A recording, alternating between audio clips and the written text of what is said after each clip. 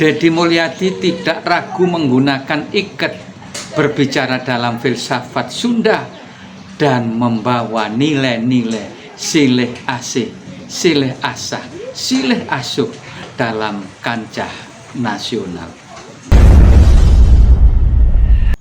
Assalamualaikum warahmatullahi wabarakatuh. Saudaraku, apa kabar? Semoga kita selalu sehat dan tetap produktif. Saudara, selama berpuluh-puluh tahun jika kita bicara tentang politik Indonesia, kita tidak bisa melepaskan diri dari bayang-bayang budaya politik Jawa yang sangat dominan. Filosofi tentang kekuasaan, tata krama hingga gaya kepemimpinan yang kalem, penuh simbolisme telah menjadi standar emas politik nasional. Namun, zaman berubah. Demokrasi kita menuntut warna yang lebih beragam. Pertanyaannya hari ini sangat menggelitik. Apakah sosok seperti Deddy Mulyadi bersama Purbaya mampu merubah budaya yang kalem itu menjadi budaya yang lebih ngebit? Jawabannya adalah bisa. Bukan dengan menghapus budaya yang ada, tetapi dengan menawarkan antitesis dan warna yang segar, yang baru. Ada 5 alasan mengapa mereka bisa menjadi katalis perubahan budaya politik kita. Pertama adalah gaya kepemimpinan dari ewuh pakewuh menjadi egaliter. Budaya politik lama seringkali terjebak dalam ewuh pakewuh, rasa sungkan, dan hierarki yang kaku. Ngono ya ngono, nanging ojo ngono. Begitu ya begitu, tetapi jangan begitu. Loh, lalu bagaimana? Deddy Mulyadi dan Purbaya menawarkan pendekatan yang lebih egaliter dan terbuka. Lihat bagaimana Deddy berinteraksi dengan warga. Cukup dengan duduk sama rendah, berbicara langsung tanpa tedeng aling-aling, kadang jenaka, kadang keras, tapi selalu membumi. Ini merubah standar komunikasi pejabat dari yang tadinya berjarak dan sakral menjadi dekat dan fungsional. Yang kedua adalah pendekatan birokrasi. Substansi di atas simbolisme politik tradisional. Kita seringkali penuh dengan simbol-simbol kekuasaan yang abstrak. Deddy Mulyadi membawa budaya Indonesia berbasis pada aksi lapangan dan estetika lingkungan. Fokusnya bukan pada wibawa kursi jabatan, melainkan pada kebersihan sungai, arsitektur yang berkarakter, dan pelayanan publik yang cepat. Ini menggeser budaya priayi, bangsawan birokrasi menjadi budaya pelayan masyarakat yang nyata. 3 adalah desentralisasi pengaruh politik. Deddy Mulyadi dan Purbaya sukses menerapkan model kepemimpinan mereka. Ia membuktikan bahwa Jawa Barat sebagai lumbung suara terbesar memiliki model kepemimpinan yang mandiri dan sukses yang berbeda dari gaya Solo, Jogja.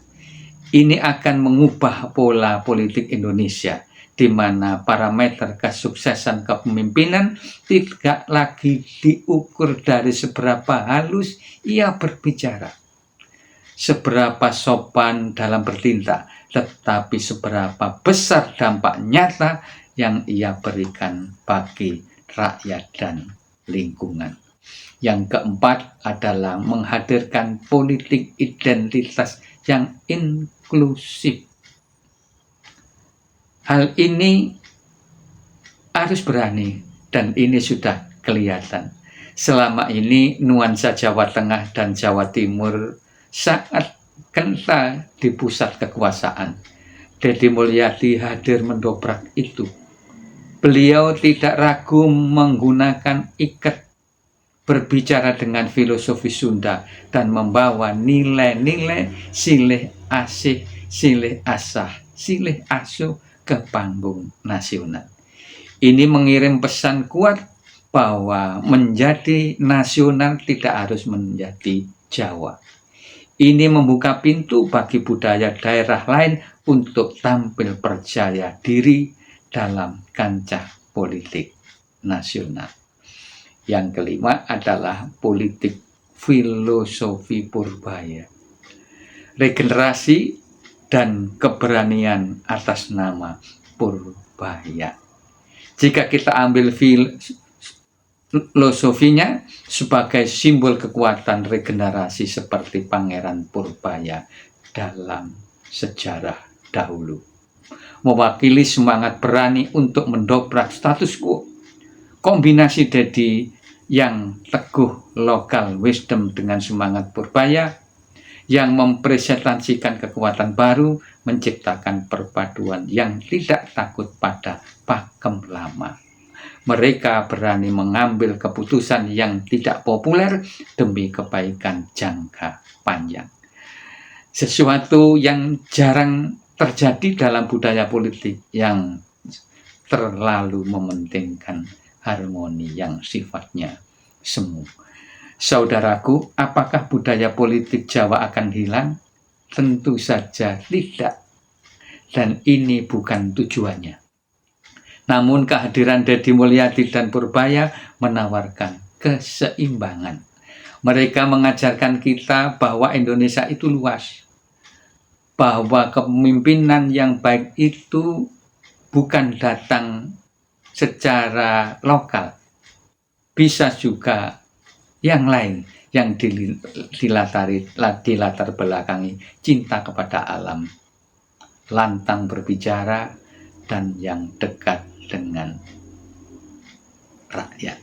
Mereka bukan hanya sedang berpolitik, mereka sedang melakukan rekayasa kebudayaan.